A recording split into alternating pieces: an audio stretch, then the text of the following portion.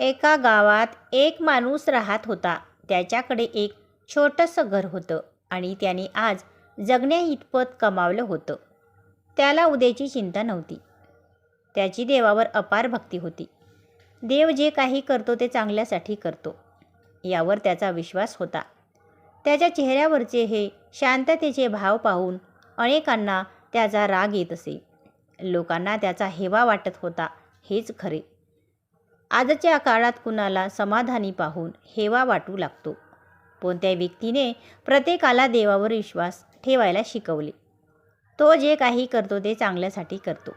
एके दिवशी गावातील एका मुलाचे बोट दारात अडकले आणि ते कापले गेले.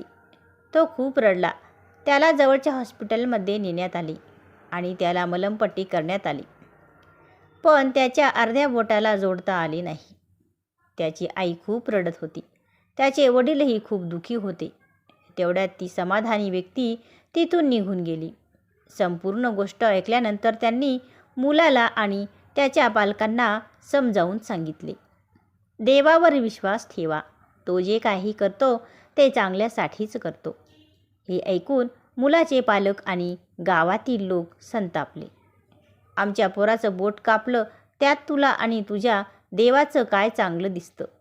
तो माणूस हसत म्हणाला, बघा सज्जन, वेळ तुम्हाला सर्व काही सांगेल. आणि तिथून निघून गेला. 6 महिन्यानंतर काही अंधश्रद्धाळू जंगली लोकांच्या टोळ्यामुळे गावात भीतीचे वातावरण निर्माण झाले. ते प्रत्येक गावातून एक मूल घेऊन त्याचा बळी द्यायचे. यामुळे आनंद मिळतो असा त्यांचा विश्वास होता. आता या गावाची पाळी होती. ज्याची करंगळी कापली होती त्याच मुलाला त्यांनी उचलून यज्ञ करायला नेले. त्याचे आई वडील ओरडत होते पण त्यांनी ऐकले नाही. त्यांच्या मते बलिदान देणाऱ्याला शहीद मानले जाते. जेव्हा मूल बलिदानासाठी तयार होते तेव्हा गटाच्या नेत्याने पाहिले की मुलाचे एक बोट कापले गेले. अशा प्रकारे ते या मुलाला सोडून तेथून निघून गेले, कारण त्यांना एका गावातून एकच मूल घ्यायचे होते. मुलाला सुखरूप घरी परतण्यात आले. सगळ्यांच्या आनंदाला सीमा नव्हती. तेवढ्यात ती समाधानी व्यक्ती आली. मुलाचे आई वडील हात जोडून त्याला म्हणाले, भाऊ, तुम्ही बरोबर होता.